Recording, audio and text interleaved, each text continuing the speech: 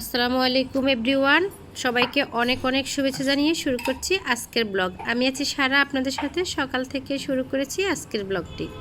তো আজকের ব্লগে আমি সকাল থেকে টুকিটাকি কাজ করে আমি চলে আসলাম রান্নাঘরে ব্রেকফাস্ট বানাতে। ব্রেকফাস্টে করছি পরোটা, আর মাংস ছিল রান্না করা আগে থেকে কালকের, তো সেই মাংসের ঝোল আর মাংস দিয়ে পরোটা খেয়ে নিব। তো বাচ্চারা ব্রাশ করে পড়তে বসে গেছে, আমি পরোটা বানিয়ে নিচ্ছি। তো আজকের পরোটাতে আমি একটু হলুদের গুঁড়ি দিয়েছি। বাচ্চারাই খেতে চেয়েছে, এমন বলে যে আম্মু একটু ইয়েলো কালারের পরোটা বানাই দাও, যেভাবে নানু বানায়। আমার আম্মা এভাবে একটু হলুদ দিয়ে নেয়, আগের দিনের মানুষ তো একটু কালারফুল পছন্দ করে, যেন একটু কালার হয়। তো ওরা যখন আমাদের বাড়িতে গিয়েছিল, নানু এমন করে বানিয়ে খাওয়াইছে, এখন বলে যে আম্মু একটু ইয়েলো কালারের পরোটা বানাও। তো আমি সেরকম করে সব পরোটা যেভাবে করে এভাবে করে শুধু এক চিমটি হলুদ মিশিয়েছি ডো করার সময়। তেল, পানি আর লবণ, এক চিমটি হলুদ দিয়ে ময়দা দিয়ে একটি ডো করে নিয়ে আমি পরোটা বানাচ্ছি। তো পরোটা বেশি বানাবো না, ঝটপট আমরা 5 জনের জন্য এই 8টা কি 9টা বানাচ্ছি, বেশি না। এই কয়টা পরোটায় খাবো। খেয়ে আমার হাজব্যান্ড আবার দোকানে ওর শপে চলে যাবে, এই জন্য আমি ওর লাঞ্চ বক্সও রেডি করতে হবে। সেজন্য ঝটপট নাস্তাটা করিয়ে আমি লাঞ্চ রান্না রেডি করার জন্য ওর আবার রান্না বসাতে হবে। তো পরোটার পুরো রেসিপিটা শেয়ার করলাম না, মোটামুটি সবাই পরোটা বানাতে জানে। ডোটা করে রুটি বেলে সেটার মধ্যে একটু তেল মাখিয়ে দিলাম, কেউ ঘি মাখাতে পারেন আরও রিচ করার জন্য। তো আমি একটু তেলে দিলাম, তো তেল দিয়ে ভাজ করে নিব, ভাজ করে নিয়ে বেলবো। তো আমি কিছু পরোটা স্কোয়ার শেপে বানিয়েছি, কয়টা আবার ট্রায়াঙ্গেল শেপেও বানিয়েছি, কিছু রাউন্ড শেপে বানিয়েছি। দেখলাম কোন পরোটাটা দেখতে বেশি সুন্দর লাগে। এই যে বাচ্চাদেরকে আসলে খুশি করার জন্য কত কি করছি মা হয়ে, 3 রকমেরই বানিয়ে দিয়েছি। আর জিজ্ঞেস করেছি বাবা কোনটা বেশি সুন্দর হয়েছে, ওরা বলে যে আম্মু ট্রায়াঙ্গেলটাও ভালো লাগছে, স্কোয়ারটাও ভালো লাগছে, আবার রাউন্ড শেপটাও ভালো লাগছে। তো রাউন্ড শেপটা আমি আমার হাজব্যান্ডকে খেতে দিয়েছি, ও এত স্কোয়ার ট্রায়াঙ্গেল এত কিছু পছন্দ করে না, বলে যে পরোটা হলেই হলো। তো ওরটা আমি একটু, এই যে দেখতে পাচ্ছেন এই রাউন্ডগুলো, এগুলোতে আমি একটু ঘি দিয়ে ভেজেছি। আর আমার হাজব্যান্ডকে সবসময় ঘি দিয়েই ভেজে দিই, ও ঘির স্মেলটা পছন্দ করে বেশি। একটু ঘি ভাজা পরোটা আর মাংসের ঝোল দিয়ে আজকের নাস্তাটা শেষ করব। শেষ করে আমি একটু ঘর গুছিয়ে ফেলবো। ঘুম থেকে ওঠার পর বাচ্চারা পড়তে বসে গেছে, এদিকে সব কটা বিছনা এলোমেলো হয়ে আছে। তো আমার আবার ভালো লাগে না, বিছনাগুলো গুছিয়ে ফেললে মনে হয় যেন পুরো ঘরটা নিট অ্যান্ড ক্লিন মনে হয় এবং একটা শান্তি মনে হয়, কাজ করতে মন বসে। তো আমি পুরো বিছনাগুলো ঝেড়ে ঘরটা ঝাড়ু দিয়ে নিলাম, সুন্দর করে ঝাড়ু দিয়ে এবার আসলাম রান্নাঘরে। আমার শাহরিয়ার, সাদবান আর ওর বাবাকে খেতে দিয়ে ওরা খাওয়া দাওয়া শেষে ওর বাবা দেখছে টিভিতে নিউজ দেখতেছে, আর শাহরিয়ার সাদমান পড়তে বসে গেছে আবারও। আর সাইমুন আর আম্মু একসাথে খাচ্ছি, আমরা মা ছেলে সবার পরে বসেছি খেতে। আমি একটু সাইমুনকে খাওয়ানোর চেষ্টা করতেছি, আর সাইমুনও আমাকে মাঝে মাঝে খাইয়ে দিচ্ছে। আসলে সকালটা এভাবে সুন্দরভাবে কেটেছে।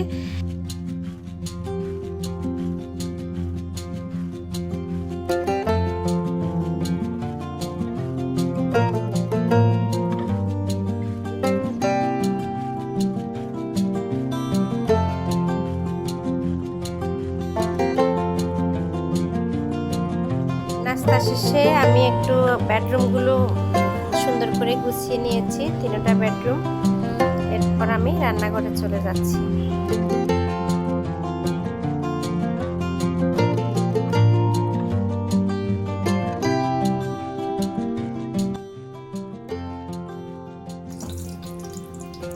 তো রান্নার জন্য চুলায় বসিয়ে দিলাম একটি পাতিলে তেল দিয়ে, তেলে পেঁয়াজ দিলাম। পেঁয়াজ ভেজে আমি একটুখানি লালচে করে ভাজে নেব, যেন স্মেলটা সুন্দর আসে, একটা বেরেস্তা বেরেস্তা স্মেল। তো এখানে দিয়ে দিব আমি আদা রসুন বাটা।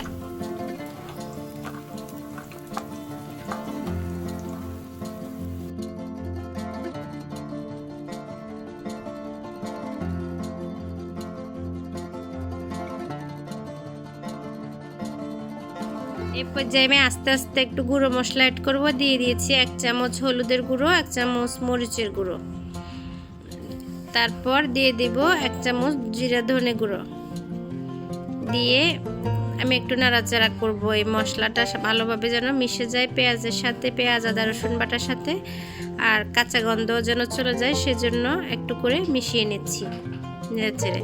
চুলার আগুন কিন্তু মিডিয়ামে আছে, খুব জোরে জাল দিতে যাবেন না, খুব জোরে জাল দিতে গেলে মশলাটা কষানো হবে না, বরং পুড়ে যাবে। তো চুলাটা একটু মিডিয়াম থেকে লো রেখে তারপর মশলা কষাতে হবে প্রথম পর্যায়ে, যেহেতু এখানে আমি এখনো পানি অ্যাড করিনি। তো ভালোভাবে মিশিয়ে নেওয়ার পর আমি একটু পানি অ্যাড করে দিলাম। দেখতে পাচ্ছেন কালারটা খুব সুন্দর আসছে, ভুনা ভুনা যত হবে তত ভালো একটা স্মেল আসবে আর সুন্দর একটি কালারও চলে আসে। এরপর দেখতে পাচ্ছেন মশলাটা কষে তেলটাও উপরে উঠে আসছে, এই পর্যায়ে আমি চিংড়ি মাছ এড করব। তো আপনাদেরকে বলে দিই আমি কি রান্না করছি, আসলে ধৈর্য অনেকক্ষণ নিয়ে দেখতে কষ্টই লাগবে, তাই বলে দিলাম। তো আজকে রান্না করছি ডাটা, আলু, কাঁঠালের বিচি এগুলো দিয়ে চিংড়ি মাছ দিয়ে। এটা আমাদের একটি আঞ্চলিক রান্না, কাঁঠালের সিজনে এই কাঁঠালের বিচিটা দিয়ে ডাটা আলু দিয়ে রান্না করে। তো অনেকে ছোট চিংড়ি মাছ ইউজ করে, অনেকে আবার নিরামিষও রান্না করে। তো আমি স্বাদ বাড়ানোর জন্য বড় চিংড়ি মাছকে খোসা ফেলে সেই বড় চিংড়ি মাছটা দিয়ে কষিয়ে রান্না করছি। আসলে এই রেসিপিটা এতটাই চমৎকার যে কি বলবো, শুধু এই রান্নাটা হলে আর কোনো তরকারি লাগবে না, পোলাও, রোস্ট এবং অন্যান্য ভালো ভালো আইটেম থেকেও এই রান্নাটা এত বেশি মুখে লাগে যে আর কখনোই ভোলা যাবে না। আমি তো অনেক বেশি পছন্দ করি এই রান্নাটা, আপনাদের কাছে কেমন লাগে জানাবেন, আর বাসায় ট্রাই করে দেখবেন। এমন একটি রান্না সত্যি ভুলতে পারবেন না আর কখনো এই রান্নাটা খেলে। তো আমি ভালোভাবে চিংড়ি মাছটাকে মিশিয়ে নিচ্ছি। এতক্ষণ কিন্তু আমি লবণ ইউজ করিনি, এখনই লবণ দিলাম চিংড়ি মাছ দেওয়ার পর।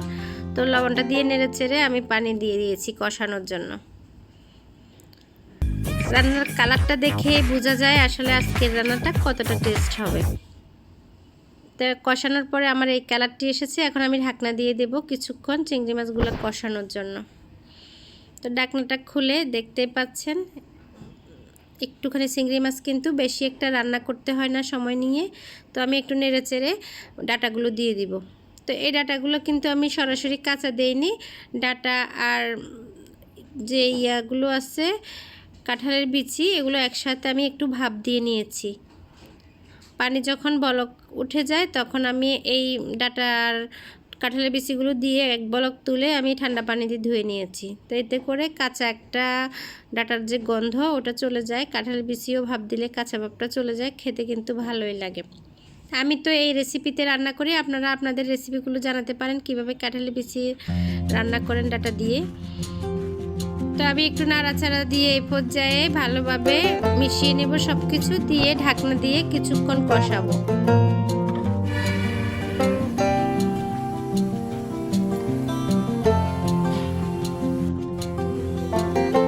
এদিকে আরেক চুলায় আমার ভাত বলক এসে গেছে, প্রায় মাডো গালার সময় হয়ে গেছে, বলক এসে গেছে মানে সিদ্ধ হয়ে আসছে।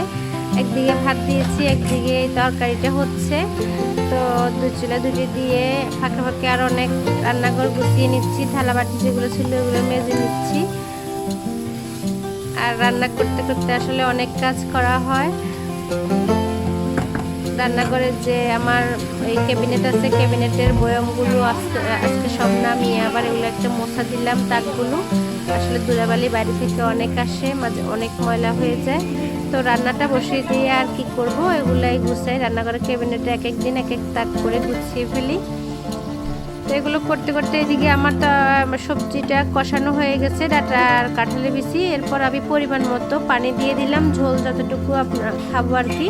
তো আপনারাও এভাবে দেবেন আপনাদের পরিমাণ মতো। যারা খুব মাখা মাখা খেতে পছন্দ করেন কম করে দেবেন, যারা একটু ঝোল খেতে পছন্দ করেন পরিমাণ একটু বেশি দিবেন পানি। এভাবে দিয়ে ঢাকনা দিয়ে ঢেকে রান্না করবেন। তো ডাটা যখন প্রায় 70% সিদ্ধ হয়ে গেছে তখন আমি আলুটা দিয়ে দিব। যেহেতু আলু সিদ্ধ হতে একটুও সময় লাগে না, কাঁঠালের বিচি আর ডাটাটা সিদ্ধ হওয়ার জন্য আগে দিয়েছি, এখন আমি আলুটা অ্যাড করেছি। আলুটা আমি আসলে অ্যাড করতাম না, আমার ছেলেরা ডাটাটা কম পছন্দ করে, আলুই খাবে, চিংড়ি মাছ আলু আর কাঁঠালের বিচিটাই খাবে, তাই আলুটা অ্যাড করে দিয়েছি। আর সবজি একটু বেশি হয়েছে, আমি দুবেলার মতো করে রান্না করেছি। সকালবেলা যে রান্না করলাম এটা আমরা দুপুরে খাবো আর রাতে খাবো এই আইটেমটা। বিকেলে আর এক সবজির আইটেম রান্না করব না, কিন্তু মাছ মাংস একটা করবো, যেটা যেন পাশাপাশি সাইড ডিশ হিসেবে থাকে, এজন্য।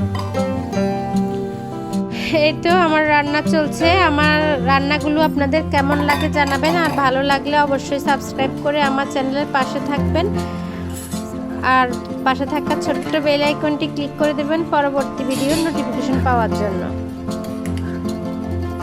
আপনাদের সুন্দর সুন্দর রান্নাগুলো আমার কমেন্ট বক্সে জানাতে পারেন, আপনারা কিভাবে রান্না করেন আর আমার ফেসবুক পেজের এই লিংক আমার ডেসক্রিপশন বক্সে দিয়ে দিব। ফেসবুক পেজে আপনারা কমেন্ট করতে পারেন, ইনবক্সে কথা বলতে পারেন আমার সাথে।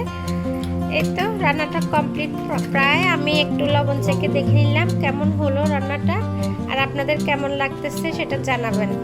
কালারটা মাশাআল্লাহ সুন্দরই হয়েছে, আর খেতেও তেমন মজা হবে। এই তো আরেকটি চুলায় বসিয়ে দিলাম আমি ডাল সেদ্ধ। মসুর ডাল ধুয়ে 1 কাপ মসুর ডাল দিয়েছি এখানে, ধুয়ে চুলায় বসিয়ে দিলাম। দিয়ে আমি হলুদ মরিচের গুঁড়ো দিয়ে দিব চিংড়ি মাছ। এখানে আমি আজকে চিংড়ি মাছ ইউজ করতেছি। আমি মিষ্টি কুমড়োর শাক রান্না করব, সেটা হচ্ছে আমার বাগানের। এখন আজকে বাগান থেকে তোলা থেকে শুরু করে রান্না কমপ্লিট হওয়া পর্যন্ত আপনাদের সাথেই আছি। তো আমার ভিউয়ার্সরা অবশ্যই জানেন, যারা আমার রেগুলার ভিউয়ার্স, যে আমি বাগান করা অনেক পছন্দ করি। যে আমার ছাদ বাগানে অনেক প্রকারের শাক আছে, কলমি শাক, মিষ্টি কুমড়ো শাক, বরবটি, অনেক কিছুই আছে। তো সেখান থেকে আজকে মিষ্টি কুমড়ো রান্না করবো। তো মিষ্টি কুমড়ো রান্না করার জন্য মসুর ডাল ধুয়ে আমি সেখানে চিংড়ি মাছ দিয়ে দিয়েছি কয়টা, হলুদের গুঁড়ো 1/2 চামচ, মরিচের গুঁড়ো 1/2 চামচ, দিয়ে দিয়েছি পেঁয়াজ কুচি, লবণ দিয়ে আমি একটু পানি দিয়ে বসিয়ে দেব সেদ্ধ। এরপরে আমি এখন শাকটা তুলতে যাব। আসলে আগে থেকে প্ল্যান ছিল না যে আজকে শাক রান্না করব। হঠাৎ করে আমার বড় ছেলে বলে যে আম্মু শাক খেতে ইচ্ছে করতেছে, আর ছাদেও কিছু শাক আছে, চলো আমরা শাক তুলে আনি। তো আমি ডালটা সেদ্ধ বসিয়ে ছাদে চলে গেলাম। এই যে দেখতে পাচ্ছেন মিষ্টি কুমড়োর শাক। আজকে এই শাকটাই রান্না হবে, খুবই তাজা এবং সবুজ, অনেক ভালো লাগে দেখতে। আমি লাগিয়েছিলাম এই শাকগুলো। ওইদিকে আরও অনেক শাক আছে, এদিকে আমার বরবটি গাছে বরবটি ধরতেছি, যে ছোট্ট ছোট্ট দেখতে পাচ্ছেন। এর আগে দেখেছেন অনেক বরবটি ধরেছে ওই পাশটাতে। তো এই পাশটার গাছটা কিন্তু নতুন, আমি মেহেদি গাছে উঠাই দিছি এই বরবটি গাছটা। শহরের বাড়িতে কোথায় পাবো বাজার, সেজন্য একটু মেহেদি গাছে উঠিয়ে দিলাম বুদ্ধি করে। সবাই হাসতেছে আশেপাশের ভাবিরা, যে ভাবির কত বুদ্ধি, মেহেদি গাছে বরবটি ধরতেছে। এই তো আসলে কি করব, অবসর সময়ে একটুকু কাজে লাগাই আর কি, ভালো লাগে। এদিকে আমার পেয়ারা গাছে পেয়ারা ধরেছে, দেখতে পাচ্ছেন। এই এত বড় একটা গাছে একটাই ধরেছে পেয়ারা, ওইদিকের গাছটায় কয়েকটা ধরেছে। তো আমার ছাদটা আসলে অনেক ভালো লাগে। আমরা সকালেও হাঁটতে আসি, রাত্রে তো ডিনারের পরে সব সময় ধরাই আছে। আমি আমার হাজব্যান্ড সহ এসে হাঁটাহাঁটি করি ডিনারের পরে, ভালো লাগে, ব্যায়ামের মতো হয় আর কি। এদিকে আমাদেরও টব আছে, অন্যান্য ফ্ল্যাট ওনারদেরও আছে কতগুলো টব, ওনারা ফুল গাছ লাগিয়েছেন। আমি ফুল গাছও লাগিয়েছি, আবার কিছু সবজি বাগানও করেছি। তো এখন এই কুমড়োর ডগাগুলো কেটে নেব আমি রান্না করার জন্য। আজকে অনেক রোদ ছিল, তাই আমি গামছাটা হাতের কাছে পেয়েছি, গামছাটাই মাথায় দিয়ে ছাদে চলে গেছি। আপনাদের যদি ভালো না লাগে ইগনোর করবেন আমার এই গামছা মাথায় দেওয়াটা। আসলে ঘরের মধ্যে তো তেমন একটা ইয়ে হয় না, ওড়না পরা লাগে না, নিজেরাই থাকি। যে বাইরে যখন যাচ্ছি গামছাটা মাথায় দিয়ে রৌদ্র, তো এই জন্য চলে গেছি। এই তো বাসায় নিয়ে আসছি শাকটা কেটে।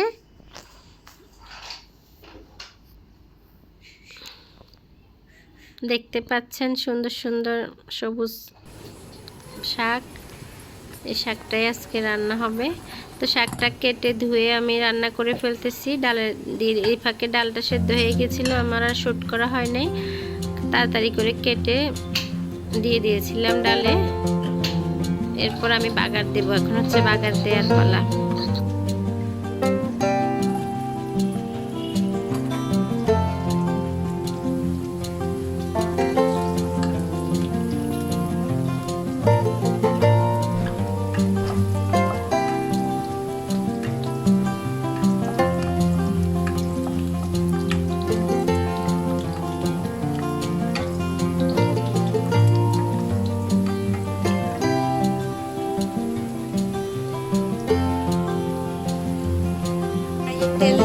তেল গরম হয়ে আসলে রসুন কুচি পেঁয়াজ কুচি দিয়ে একটু ব্রাউন কালার হয়ে আসলে আমি পাতিলে রান্না করা শাকগুলো কড়াইতে ঢেলে দিব।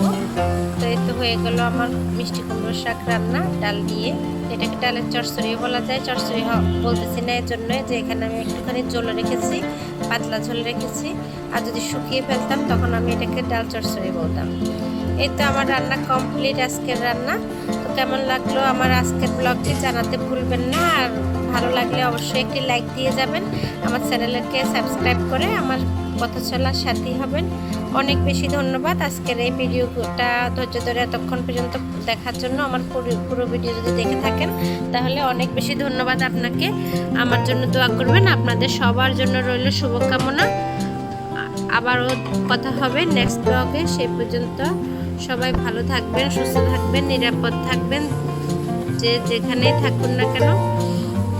আমিও আপনাদের জন্য নতুন করে ভিডিও নিয়ে হাজির হব নেক্সট ডেতে ইনশাল্লাহ। সেই পর্যন্ত আল্লাহ হাফেজ।